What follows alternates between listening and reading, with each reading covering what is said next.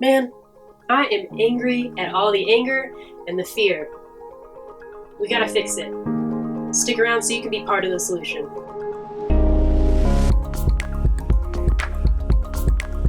2020 has really brought to light just how angry we are as a nation. You know, it could be things that have come up with the pandemic, things that have come up with the election. It could even be issues that we've seen year after year, like those between different religions, those around abortion issues, gun control issues, all sorts of hot topics that we definitely try to avoid talking about during Thanksgiving. But here's the thing. When I say that 2020 has brought to light just how much anger is going on, what I really mean is fear. The thing about anger is that it's often considered a secondary emotion, meaning that it's sort of something that comes up as a cover up to hide what's really going on underneath. Right? Anger is sort of one of those big, powerful emotions, and all those squishy, little vulnerable feelings that we don't want others to know about. Those are the ones that we're hiding. Now, some of us are incredibly good at hiding what's going on. So let's take a look at this anger iceberg. Oh, hey, little buddy. We're just going to check out those emotions, those squishy ones that you don't really want us to talk about. I'm sorry, that are just underneath all of those angry feelings you got. So if you can get a little curious for a minute, that would be amazing. So, as you can see, underneath, or maybe sometimes behind the wall of anger, are things like insecurity and fear. Yikes! I know it's a lot, but figuring out what's behind that anger is really going to help us change the world. I promise. Anyway, I've seen and heard about people's anger regarding the election issues pretty much everywhere. In my own household, in online communities I'm a part of, in local media and national media.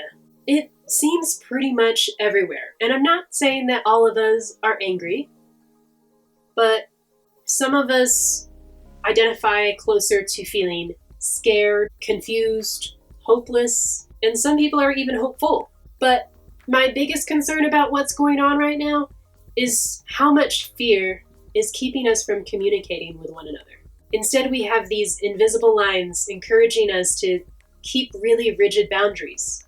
Like, we hear people saying things like, all Democrats are liars, or all Republicans are immoral. We're basically passing along judgments to our friends, our families, our kids, our communities, that other people who have different values than us, different beliefs, that those people really aren't even people. They're below us. We are being fed the idea that we just can't trust one another. We're also responsible for spreading these ideas of distrust. If we cannot find a way to actually communicate with one another, and not the kind of communication where you're talking and I am just busy here waiting for my next window to just take down everything you just said. I'm talking about the kind of communication where I really listen to you. And even if it makes me feel funny, awkward, angry, sad, I'm still here with you, valuing you as a person and valuing what you share as something worthy of my consideration. If we cannot stand to hear the other person's point of view, and by the way, there's so many other points of view, it's not just one or the other, we will continue to demonize and dehumanize one another and keep pretty much everyone from creating the best possible nation together, living in the best possible world, and having the best possible life. Life is not a zero-sum game. My personal growth and success doesn't take away from your own personal growth and success. Just like my ability to make fun of you and make me feel like I'm better than you in some way doesn't actually make me any better. It actually takes both of us down a notch. When we fail to hear each other out, we basically just invalidate one another. When we are able to communicate clearly, even if we disagree, we both grow together. While the news and the media and our friends and families are sharing about how upset we are about so-and-so saying this or the other side just being plain wrong, what we need to notice is that this cycle has been going on for years. And this moment can be a turning point. When we have this much anger going on, it's a signal for us to look at those underlying emotions and figure out what the right? Trump isn't the problem. Biden isn't the problem. Islam isn't the problem. Abortion is not the problem. I mean, it might be a problem for some people, but it's not the big problem. That's the little problem. I get that it's important that your values be heard about these incredibly important subjects. But the big picture is that we need to be able to talk about these things, and we need to be able to get people to actually hear us instead of people getting real triggered and upset. We need to be able to talk about politics and religion. We can't keep getting further and further away from one another if we expect things to improve, if we want things to get better.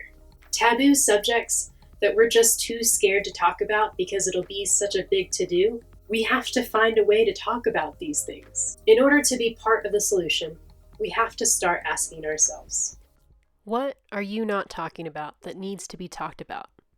What are you unwilling to hear about that you need to learn about? Why do those people not believe us? What information are they getting? Is their information better or worse than our information? I challenge you to read something that you don't want to hear about. Tell someone you trust about something that makes you feel incredibly vulnerable. Or try something that you've wanted to do, but you've just been too scared to try it. The better you get at dealing with your fears, the better you're able to help teach others how to deal with their fears. The better you get at dealing with fear, the better you'll be able to hear messages that make you feel fearful, that make you feel as if your values are not important to someone.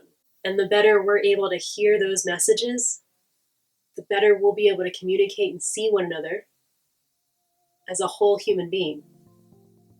I know that when I hear someone talking mad crap about something I identify with, something that's really important to me, and they say that is just utterly wrong, or they call them liars, or they say that they're just plain evil because they believe in something, or follow something, or do something, I totally get a little upset and also get a little scared that someone's coming after me and that somehow my way of life, my way of being, my belief system, whatever, isn't okay and it's bugging someone. And now I'm at risk.